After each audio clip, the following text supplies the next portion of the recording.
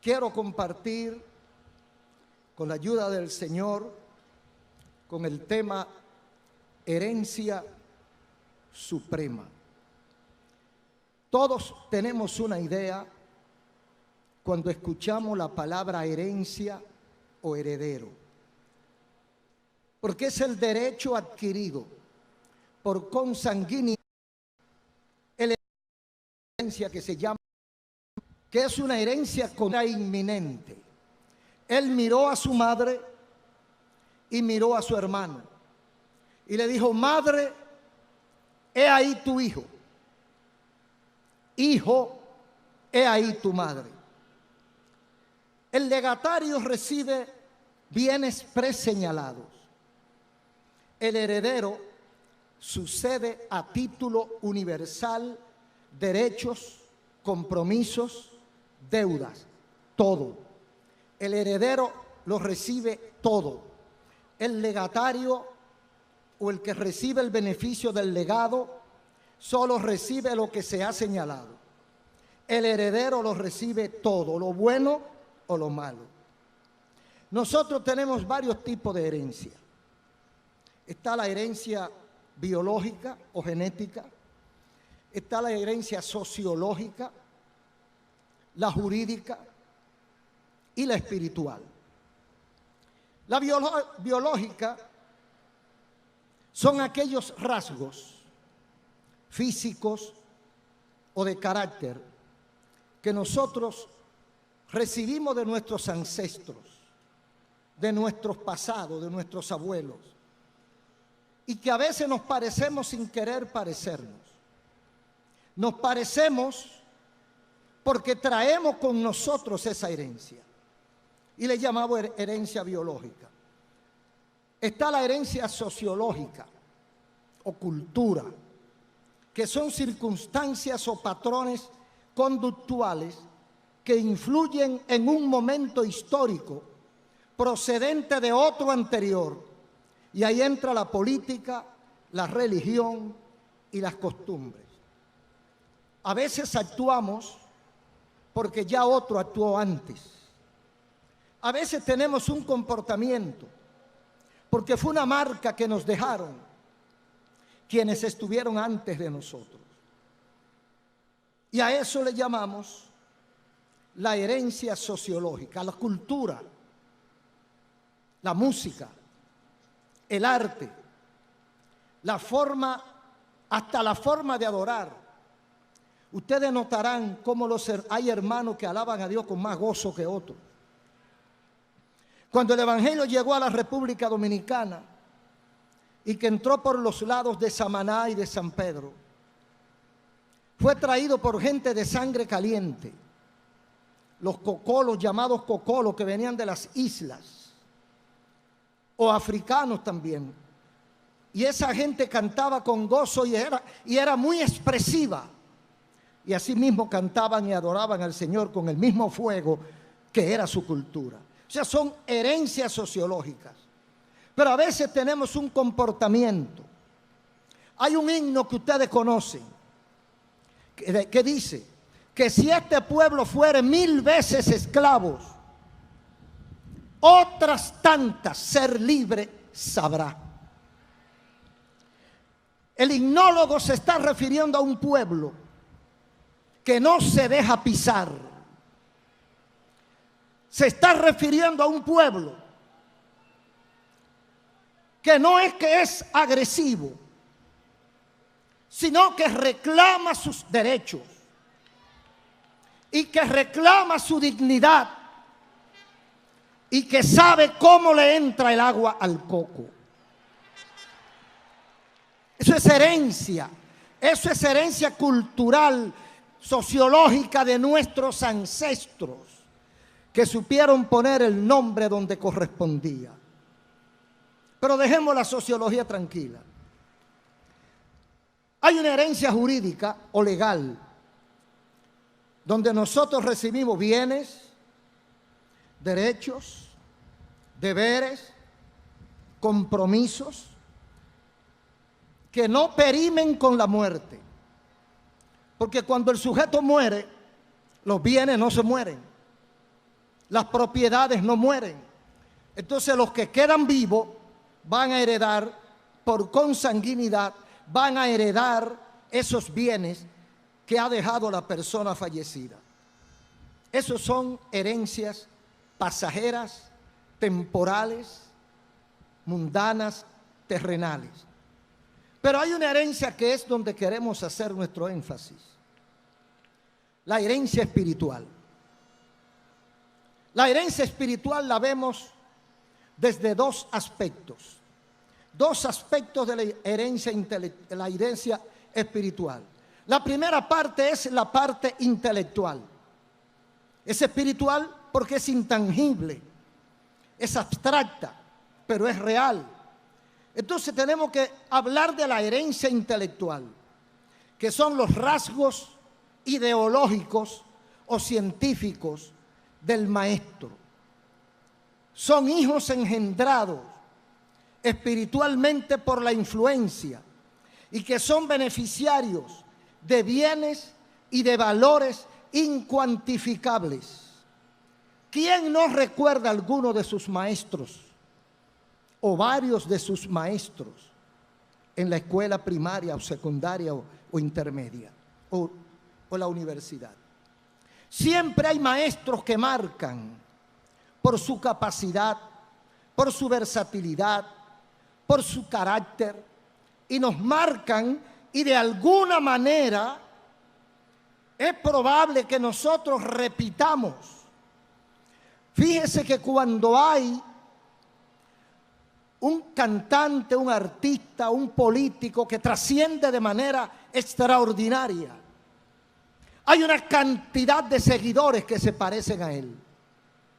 Usted recuerda varios de los íconos de la política dominicana y usted va a detectar que hay una cantidad de políticos que vinieron después que se parecen a ellos hablando, porque de alguna manera influyó tanto que moldearon nuestro sistema. Entonces esas son herencias de carácter intelectual. Por ejemplo, podemos recordar, de acuerdo a los libros de filosofía y letra, el caso de Sócrates, el padre, automáticamente el padre de la filosofía, pero que era analfabeto, no sabía escribir. ¿Y quién escribió por él? Sus discípulos, Platón y Aristóteles, escribieron por él. ¿Por qué? Porque asimilaron las enseñanzas, y a eso le llamamos herencia intelectual. Y la segunda, que es la más importante, es la herencia espiritual del perfil bíblico. Bienes inmateriales de trascendencia eterna que se reciben en el alma. Quiero hablar ahora de una herencia que nos trae unos bienes que no son materiales, que no son terrenales, que no son perecederos, que son de carácter trascendental y eterno. Esos bienes inmateriales que recibimos en el espíritu no los podemos recibir en el cuerpo ni en el área material. Tenemos que recibirlo en el alma, porque el alma es el asiento, es la dimensión que le toca para poder recibir esos bienes y esos beneficios. Por eso quiero tocar algunos versículos bíblicos. Por ejemplo, hay un acto de gratitud en el Salmo 16:6.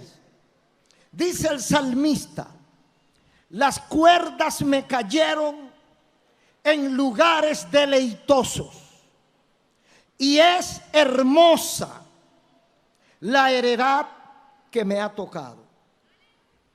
El salmista está hablando, es una metáfora. Cuando habla de cuerdas, está hablando de un terreno, de un espacio, de hectáreas o tareas de tierra.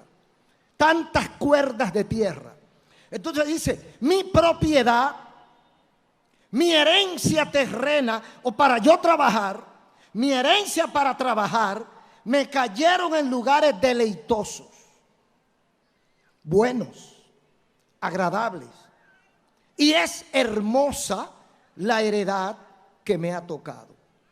No siempre podemos decir eso. No todo el mundo puede decir que las cuerdas le cayeron en lugar deleitoso. Hay quienes han heredado problemas. Hay quienes han heredado maldiciones. Hay quienes han heredado deudas. Hay quienes han heredado malos comportamientos.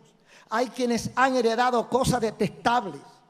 Pero este caso es diferente. Las cuerdas me cayeron en lugar bueno y la heredad es hermosa. Tratemos nosotros de que las cuerdas de los que nos vienen atrás le caigan en lugares deleitosos para que sea hermosa su heredad. En segundo lugar, está la herencia supranatural.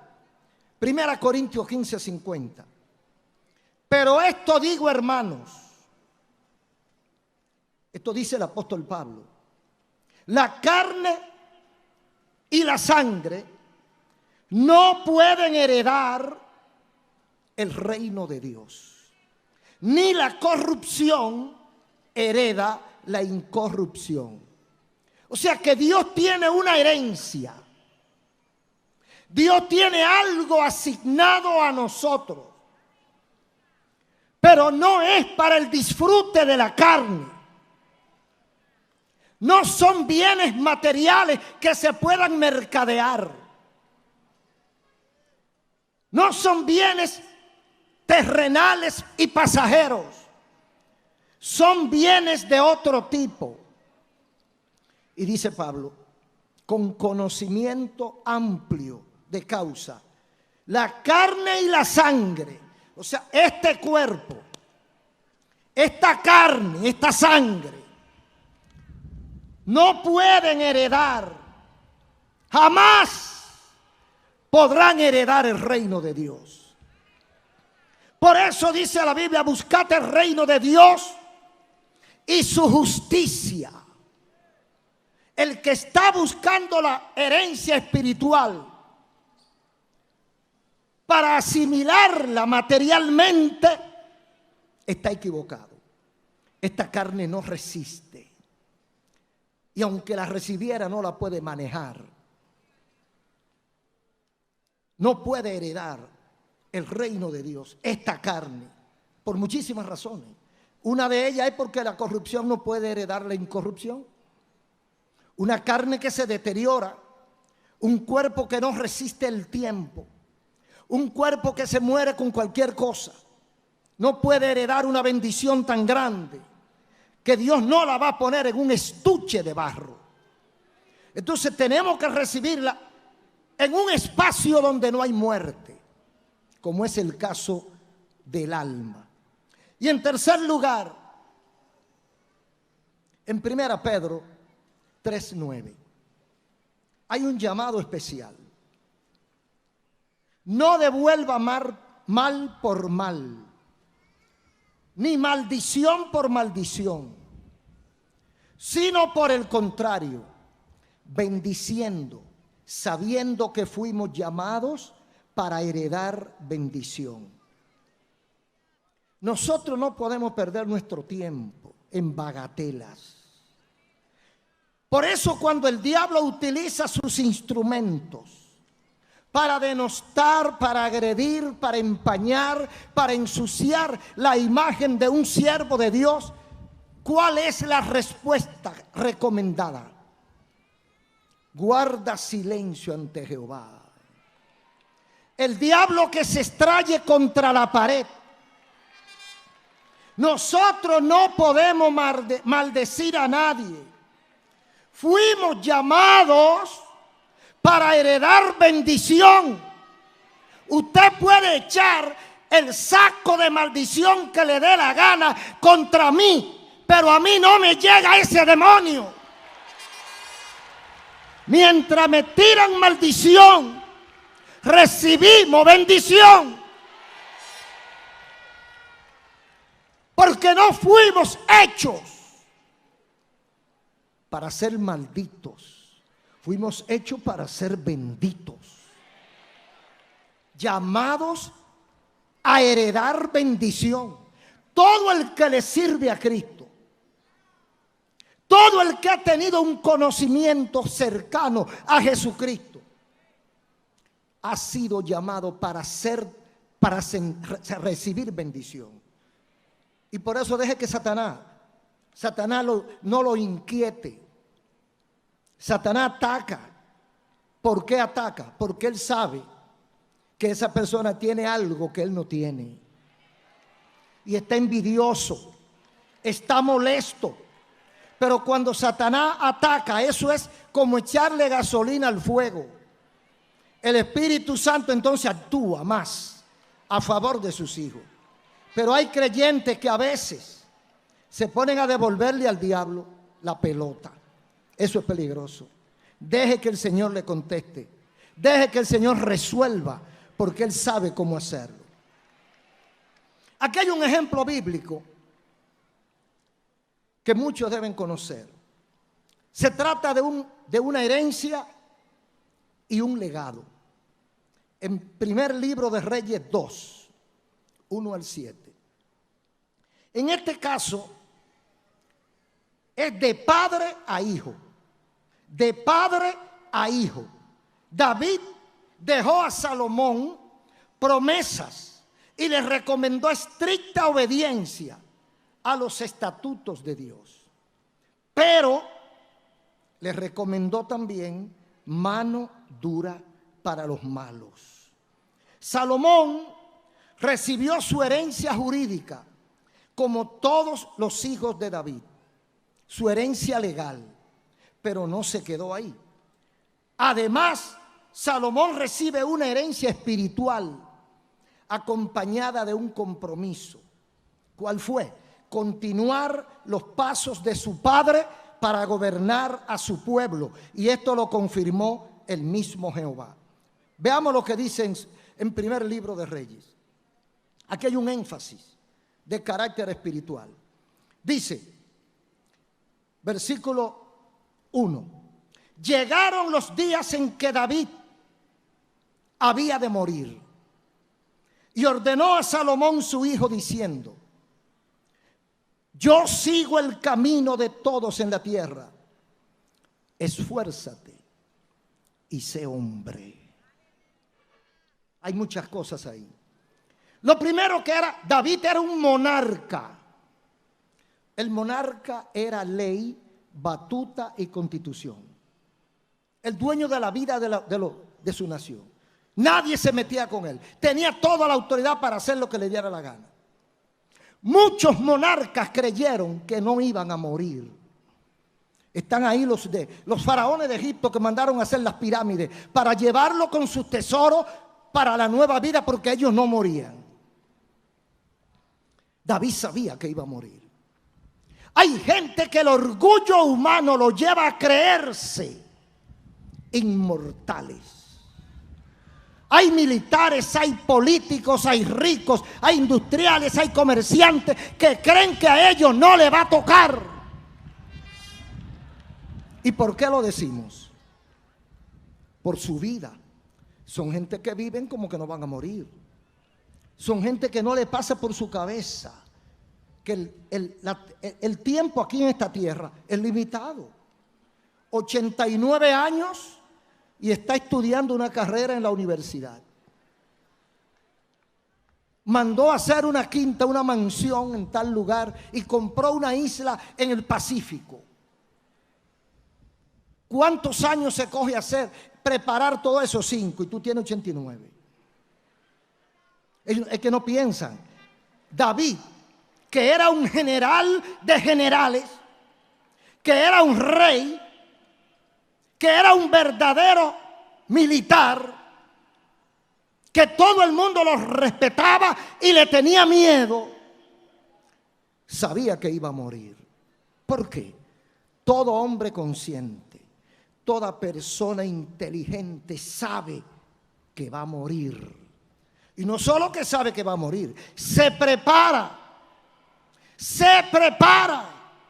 Porque tiene que saber que quiera o no quiera, se va.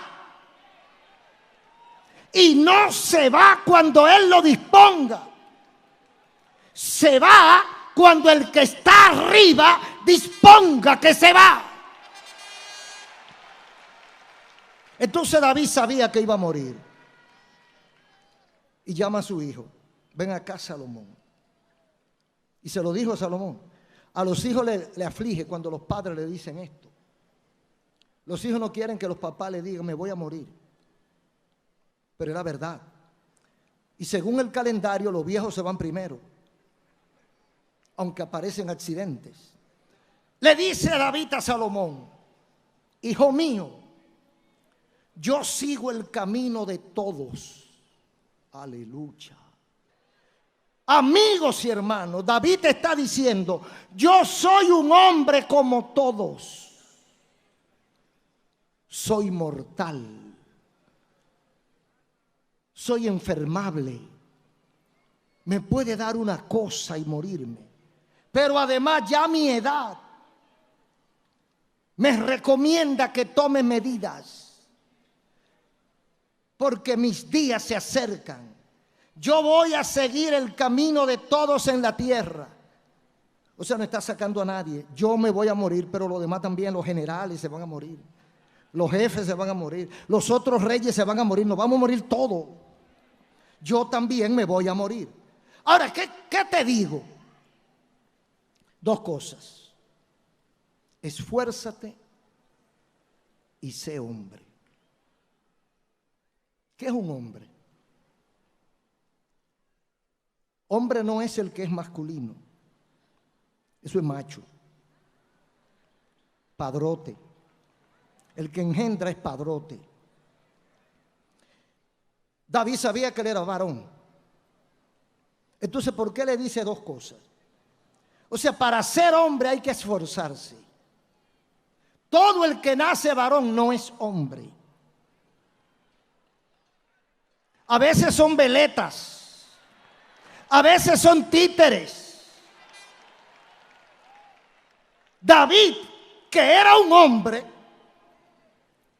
le dice a su hijo, lo único que te pido, lo primero que te pido es que seas hombre.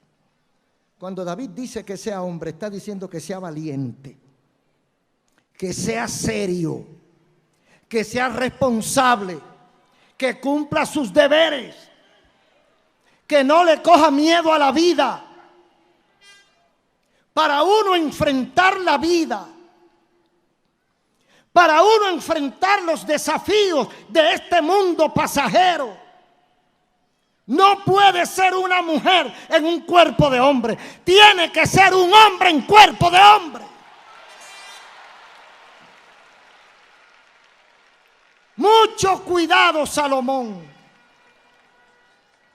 Para ser hombre hay que esforzarse. Hay muchachos que se crían en una familia muy buena, con un papá muy responsable. Y ese papá no lo deja que él haga nada y se cría blandito, decía mi abuelo. Mi abuelo decía, se criaron blandito.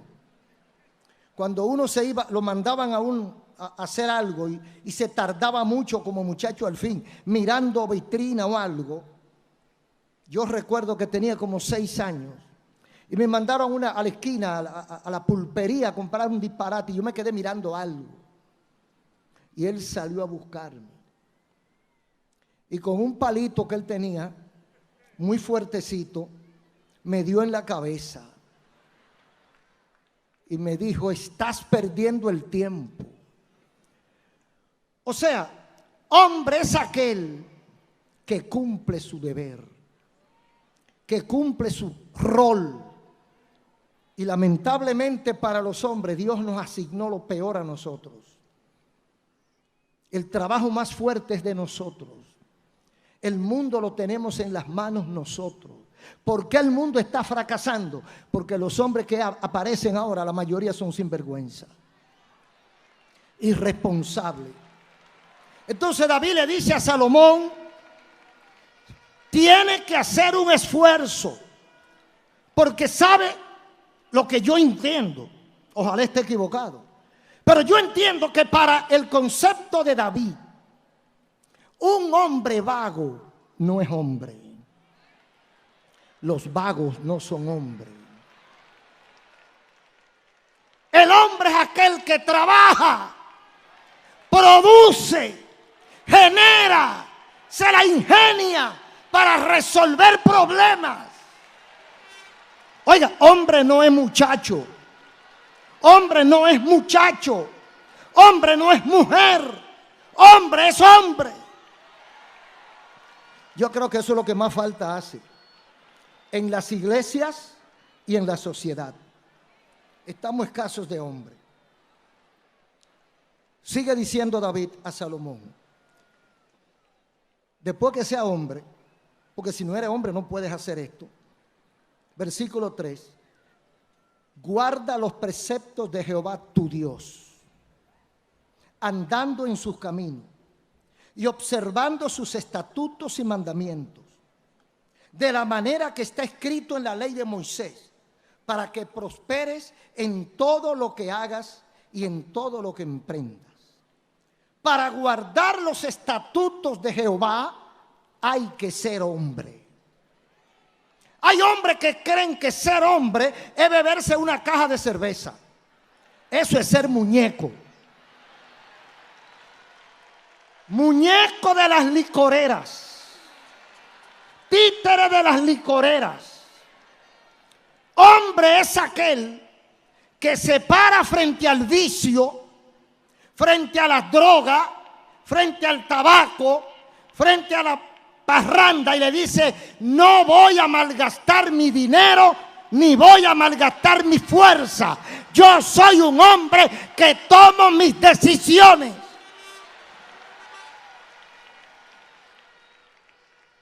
Entonces, para obedecer a Dios hay que ser hombre, porque los que no son hombres se dejan llevar de la corriente.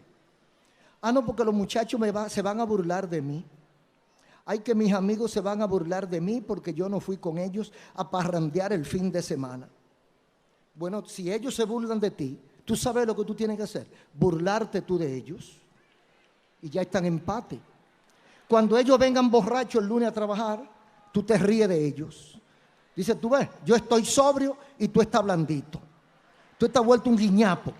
Entonces, ¿cuál es el hombre de los dos? Hombre es el que le dice que no a los vicios y le dice que sí a los valores. Hombre es aquel que atiende a su familia.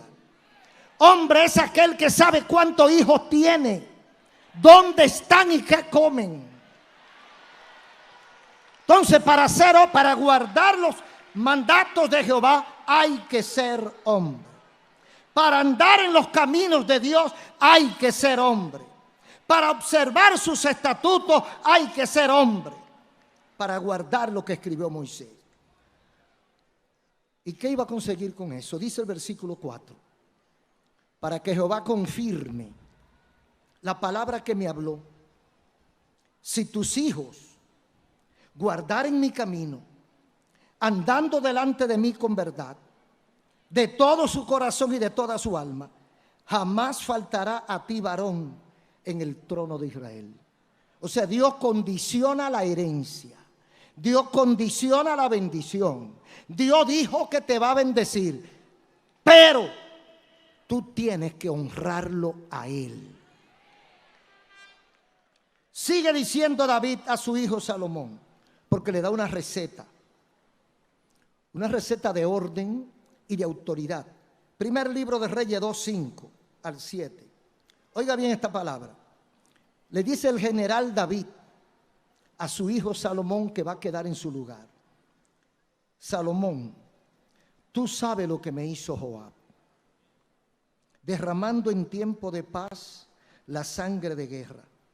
No dejarás descender sus canas al sepulcro en paz.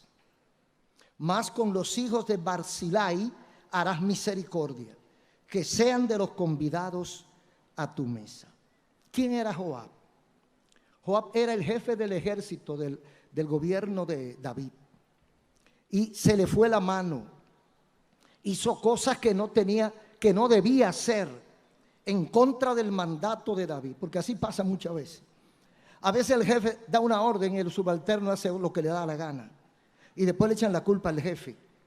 Entonces David le dice a Salomón: tú conoces a Joab, tú sabes lo que hizo, tú sabes cómo desobedeció mis reglas. ¿Qué yo entiendo aquí? Hermano, está muy de moda ahora, pero esto es viejo. David le puso límite a la impunidad.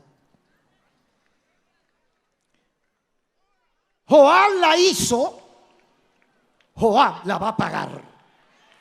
No importa que Joab haya sido el secretario de Estado del ejército o de defensa de mi gobierno.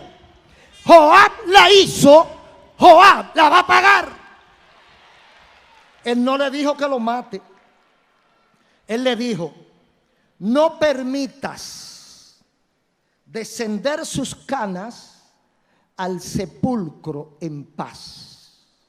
Yo no sé si usted entiende lo mismo que yo, pero yo entiendo ahí: cero impunidad. Joab se portó mal, cóbrasela. Aplícale las consecuencias de su conducta. Dile a Joab que el poder no le da autoridad para que haga lo malo.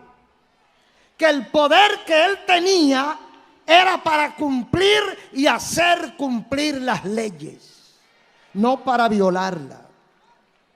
Entonces David estaba en contra de la impunidad.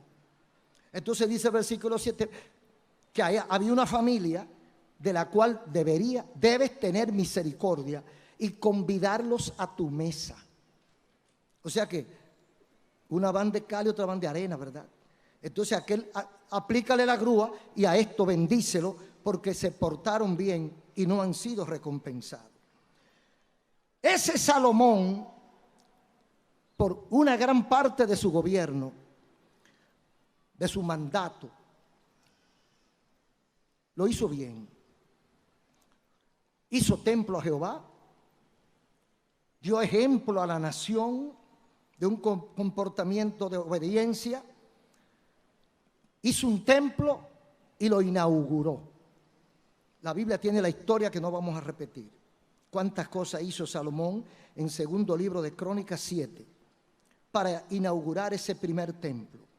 En esa inauguración apareció Jehová a Salomón de noche y le dijo: he oído tu oración y he elegido este lugar para mí. ¿Qué está diciendo?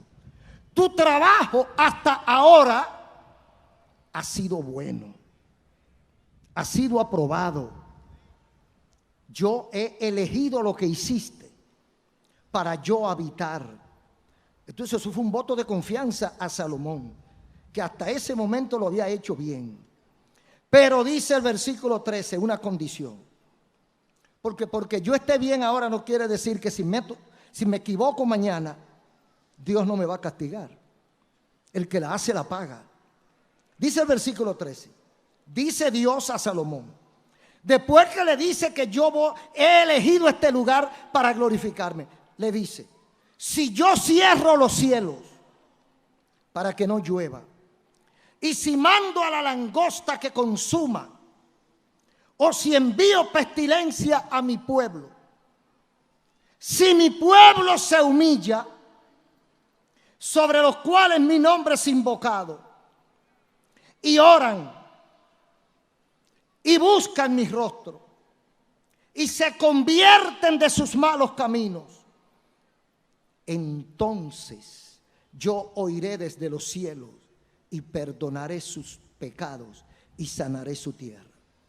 En pocas palabras, si yo maldigo al pueblo, porque una condena de sequía es una cosa terrible. 5, 6, 10 años sin llover, se acaba un pueblo. Si yo cierro los cielos para que no llueva, es una maldición. Si yo mando plaga sobre la agricultura y sobre el ganado y pestilencia al pueblo, eso es una maldición. Si yo castigo a este pueblo por su pecado, por su desvío, ¿qué puede pasar? Que languidezca.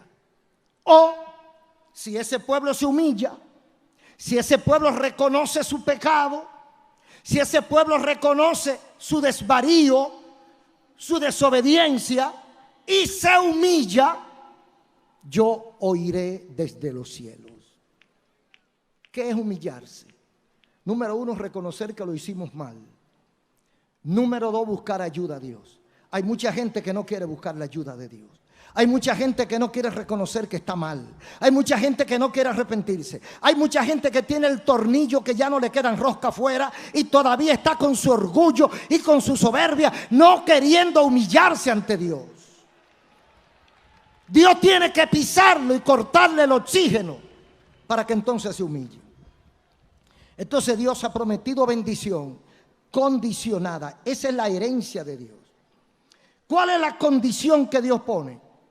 Si tú anduvieres delante de mí como anduvo David tu padre, e hiciere las cosas que yo te he mandado, yo confirmaré el trono de tu reino como pacté con David tu padre. Y eso que le dijo Dios a Salomón, nos lo dice a nosotros. Si yo camino delante de Dios como anduvo David, ¿fue perfecto David? Jamás. Pero David, cuando pecó ante un simple profeta, admite su pecado, reconoce su error, se humilla y pide perdón. Hay mucha gente que no entra en eso. Se la busca de cualquier manera para no admitir que cometió el error. Entonces, si yo me arrepiento, si yo me convierto, entonces Dios me bendice. Hay mucha gente dando pena porque no han querido entender que son malos, que son pecadores y que necesitan el favor de Dios. ¿Cuál será nuestro futuro? Estamos hablando de una herencia suprema. ¿Cuál será la herencia de las generaciones que vienen detrás de nosotros? ¿Qué van a encontrar los que están subiendo ahora?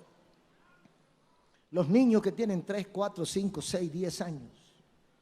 De este mundo que nosotros privamos, que es lo mejor. El mundo más civilizado. Cada civilización transfiere sus valores y sus vicios, sus éxitos y sus fracasos a las generaciones que vienen detrás. Nosotros somos parte de lo que fueron nuestros ancestros, a veces una copia desmejorada.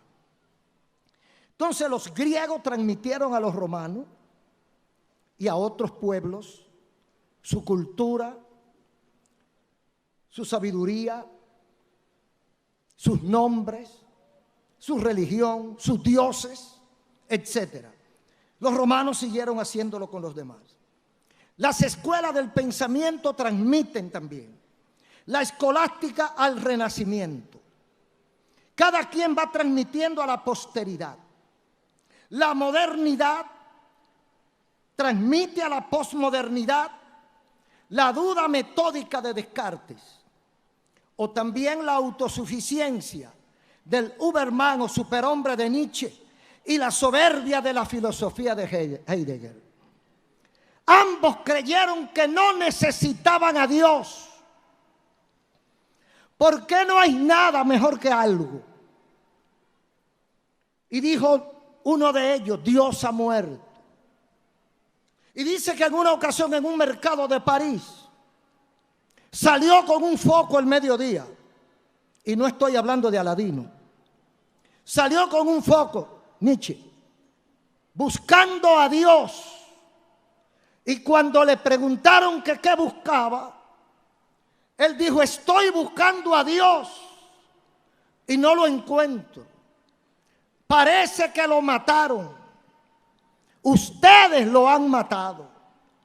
Entonces, como sustitución de esa, o como reemplazo a esa carencia, a ese hueco por falta de Dios, está el hombre.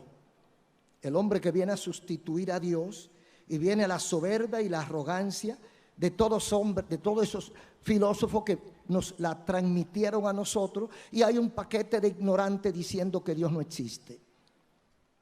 Que lo que existe fue un cataclismo, que lo que existe fue un Big Bang. cualquier cosa que existiera ante quien la hizo. Es mucho más difícil explicar el mundo sin Dios que explicar el mundo con Dios.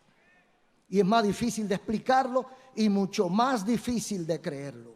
Entonces, la autosuficiencia de esos hombres nos ha destruido. Porque no es verdad que hemos resuelto nuestros problemas. Tenemos más problemas. Creemos que somos dioses independientes, capaces. Porque como Dios ha muerto, nosotros somos los sustitutos. Cuando hablamos de suprema herencia, supremo es lo máximo. Supremo es lo superior. Supremo es lo que ya no da más. Lo inigualable. La posición mejor valorada. Entonces, cuando yo llego a lo supremo, estoy hablando de mi herencia. ¿Qué dejaremos nosotros como padres? ¿Aspiramos a lo supremo o a lo mediocre? Todos los que tienen hijos, le invito a que por 5 segundos piense, ¿qué voy a dejar a mis hijos? Todos los padres responsables piensan, trabajar, ahorrar para dejarle a los hijos. ¿No ha pensado usted en qué va a dejar a sus hijos? Pero además de esa herencia material, de esa casa o de esa finca, ¿no ha pensado usted que usted tiene que modelar para sus hijos? ¿Cree usted que el hijo de un borracho va a ser un hombre sobrio? ¿Cree usted que el hijo de un hombre que maltrata a su esposa no va a repetir la misma película? Entonces, ¿qué pensamos dejarle a nuestros hijos? Dios tiene algo mejor. Hay una herencia suprema. Esa herencia es la que yo quiero que nos llevemos. ¿Cuál es el panorama actual? ¿Qué es lo que tenemos en nuestro adorado mundo? Número 1, tecnología. La tecnología robótica y la inteligencia artificial están sustituyendo a la gente. La gente le ha hecho un altar a la inteligencia artificial porque es producto de su intelecto. La gente tiene ahora corazón de acero y alma sin sentimiento.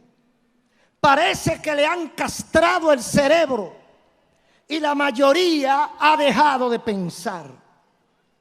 Usted le dice a alguien, ¿cuánto cuesta eso? 9 pesos. Yo quiero 9. ¿Cuánto es? Y va a buscar la computadora o va a buscar la calculadora para... Porque no sabe calcular cuántos son 9 por 9, 5 por 5, 4 por 4, 3 por 4. Porque ya han dejado de pensar. Ahora el robot es el que está pensando. Ahora, ese robot no tiene alma. Esa gente no tiene alma, no tiene corazón, no tiene sentimientos. No ama, no aborrece, no odia, no nada. No siente simplemente. ¿Qué vamos a dejar a nuestra posteridad? Tecnología. Crímenes. Crímenes inconfesos, como el aborto, la eutanasia. Se está dando un fenómeno en esta generación. Usted sabe que esta generación aborrece a los niños antes de nacer y desprecia a los viejos porque ya no sirven. Al niño lo matan en el vientre y al viejo le ponen una inyección para que muera. Eso es lo que se llama una generación sin conciencia. Y de esta generación vendrán otras peores. Crímenes inconfesos. No hay mayor cementerio que el propio vientre de una mujer, donde niños inocentes, inconscientes, pierden la vida antes de nacer. Por eso nunca podremos estar de acuerdo con el aborto en ninguna de sus manifestaciones. Nunca jamás podremos dar el derecho de matar a nadie. Y esto no quiere decir que estemos en contra del ejercicio libre de la medicina. Pero es que es un abuso lo que se está cometiendo. Destrucción de valores, anulación de identidades. Estamos en la era del trans y del progres. Usted me ve aquí, pero si a mí me da la gana salir diciendo que soy mujer, ya yo soy mujer. Porque no es lo que usted ve, es lo que yo tenga aquí.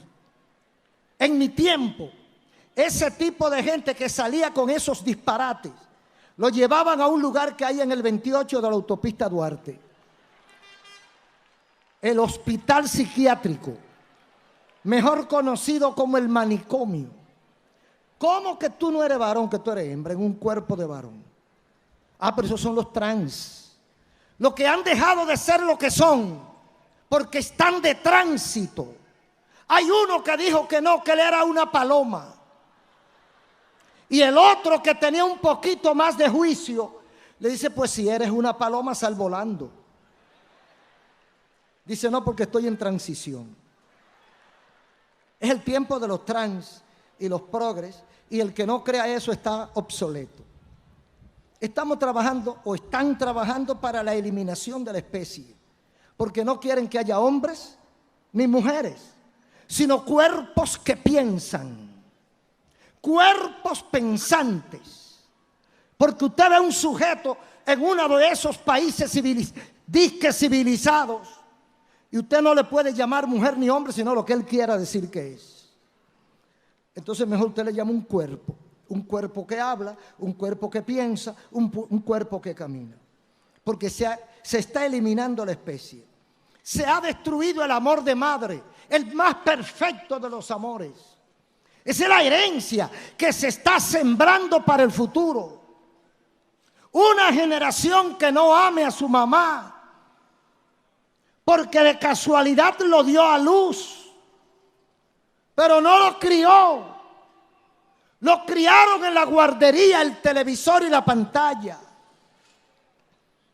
La madre ya no da seno, porque le hace daño a su figura esbelta. La madre no puede darle seno porque se desfigura. Se acabó con el amor de madre, con la responsabilidad de madre, y eso se va transmitiendo de generación a generación. Esa es una herencia catastrófica, una herencia maligna que se está transmitiendo a la posteridad.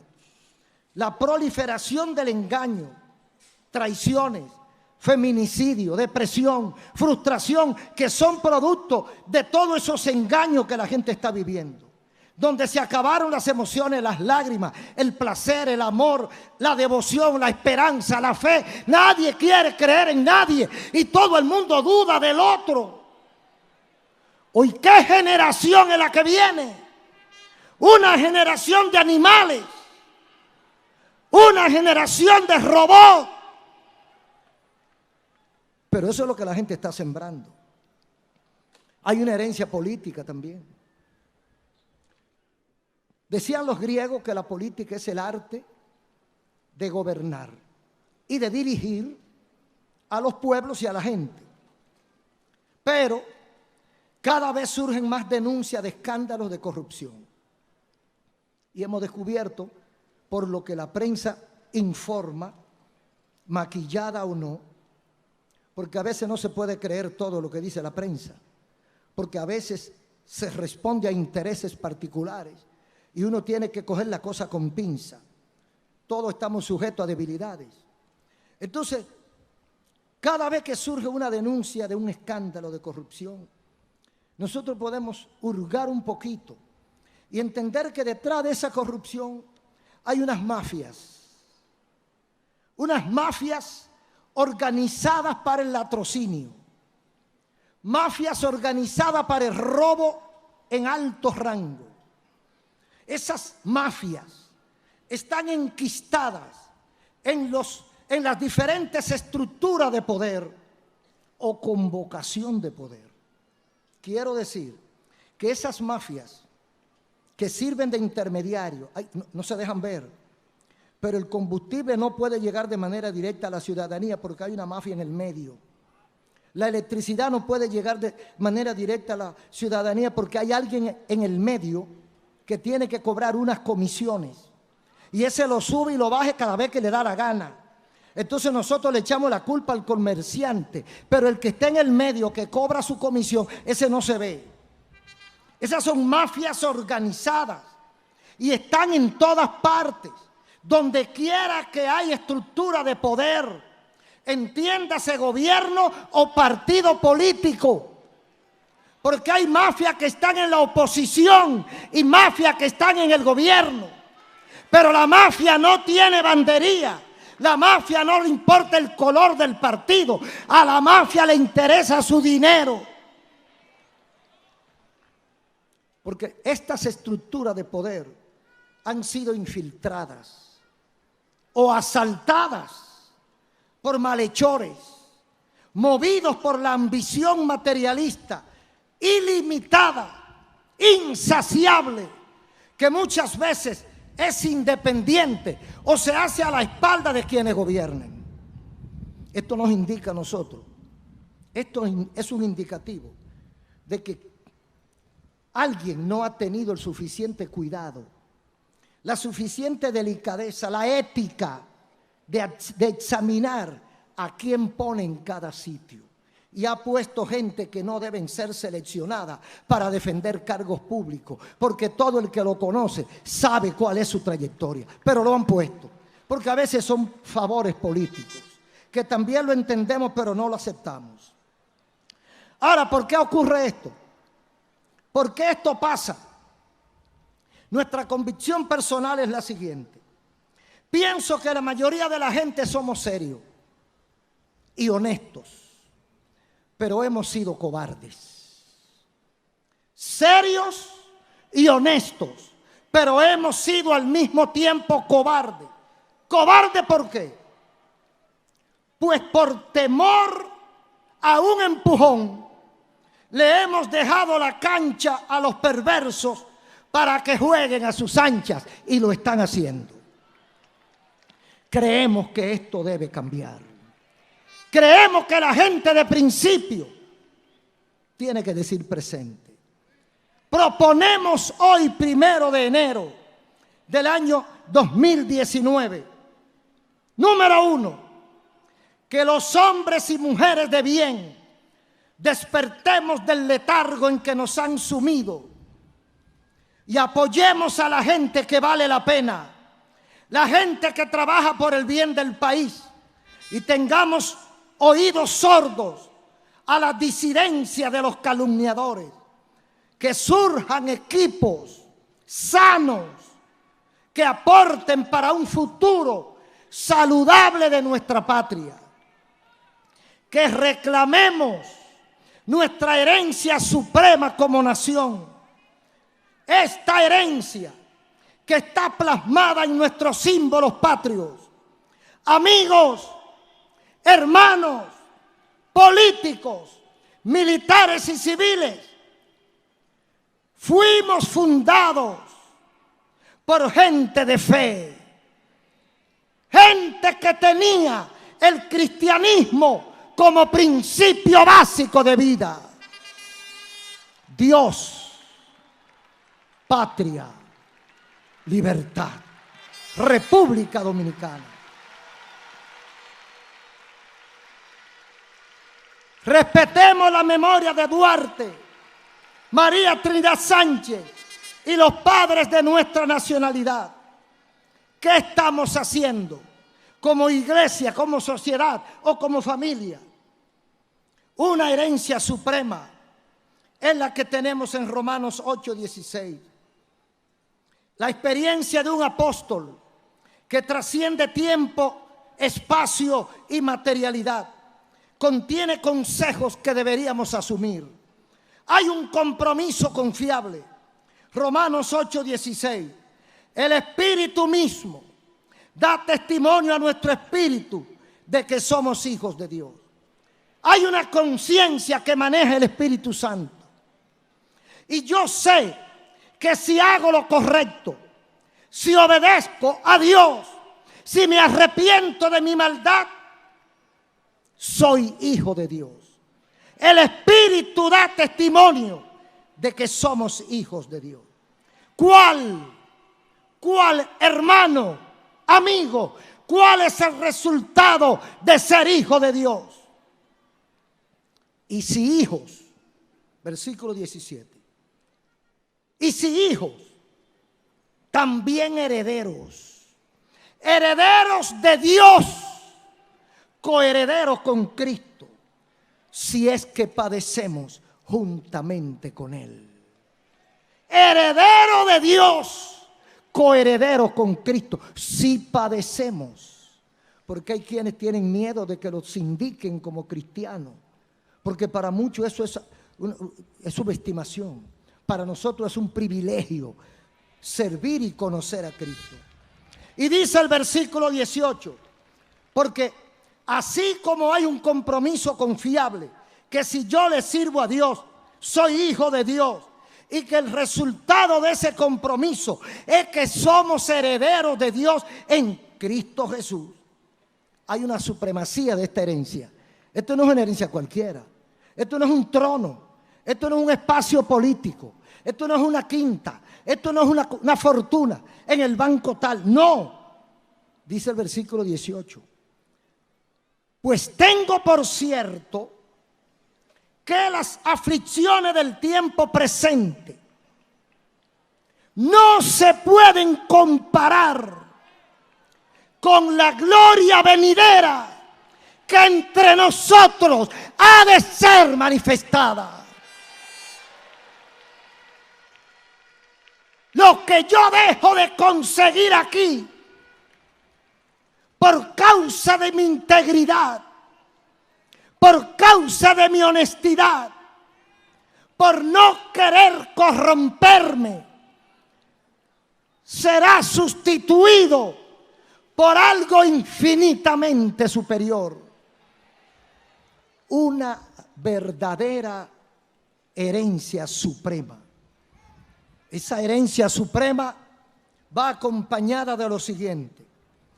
Una herencia como, y eso yo quisiera para nuestro país, una herencia de una sociedad con menos chisme, con menos difamación, con menos injuria, con menos calumnia, que la industria sin chimenea de la calumnia se reduzca hasta el mínimo, para que la gente no viva de hablar del otro. Queremos como herencia suprema una sociedad con menos cosas dañinas, combatir la corrupción moral y administrativa a todos los niveles, combatir la incompetencia judicial y la impunidad que hoy nos maltrata y nos estruja en la cara con grandes criminales sueltos y muchos inocentes presos. Queremos una sociedad con autoridad, donde el cumplimiento de las leyes adjetivas sea una verdadera realidad. Y nosotros todos podemos ser parte de esta herencia suprema y eterna. Y esta gran herencia la dijo Cristo aquí en el capítulo 10 del libro de Marcos, versículo 29, cuando dice la palabra: respondiendo Jesús dijo, de cierto os digo que no hay ninguno, oiga bien, no hay ninguno que haya dejado casa, o hermanos, o hermanas, o padre, o madre, o mujer, o hijos, o tierra, por causa de mí, del evangelio, que no reciba 100 veces más, ahora en este tiempo, casas, hermanos, hermanas, madre, hijo, tierra, con persecuciones, y en el siglo venidero, la vida eterna. ¿De qué herencia estamos hablando? De una herencia suprema que trasciende los niveles materiales. Una herencia que no hay diablo que la pueda empañar. No hay demonio que me la pueda quitar, porque nosotros vamos a recibirla del otro lado cuando nos vayamos con Cristo. Un aplauso al Señor.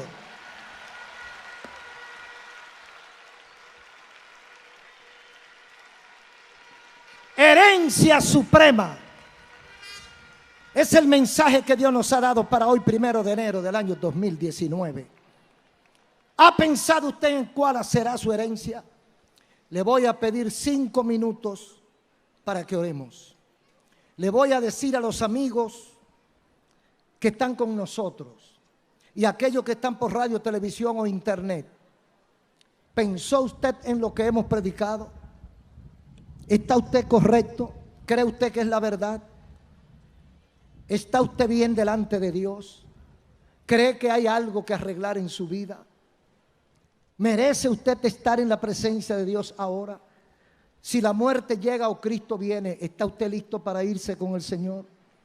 Entonces, si no está listo, si hay algún defecto que usted quiera resolver, le voy a invitar a que cierre sus ojos.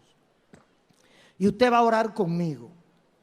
Vamos a pedirle a Dios perdón. Vamos a humillarnos. Vamos a pedir misericordia de Dios. Y Dios lo va a hacer. Cierre sus ojos, amigo, y repita conmigo: amado Dios, Padre Celestial, he oído tu palabra. He oído tu voz. Me he retratado a mí mismo. He descubierto que estoy mal y que si sigo por este camino, la herencia que me toca es del infierno. Para conseguir la herencia suprema que tú tienes para tus hijos, necesito hacer cambios. Quiero hacer cambios. Quiero cambiar mi vida. Perdóname. He pecado contra ti. He sido débil. He sido tambaleante. No he tenido carácter. Perdóname. Necesito dejar el vicio. Necesito dejar la maldad. Necesito dejar de mentir. Necesito amar a mi familia. Ayúdame y perdóname. Entrego mi vida a Cristo. Entrego mi corazón. Acepto a Jesucristo como Salvador de mi alma. Lávame con tu sangre derramada en la cruz y escribe mi nombre en el libro de la vida. Te doy las gracias, Señor, y ayúdame a permanecer hasta que tú vuelvas. Amén.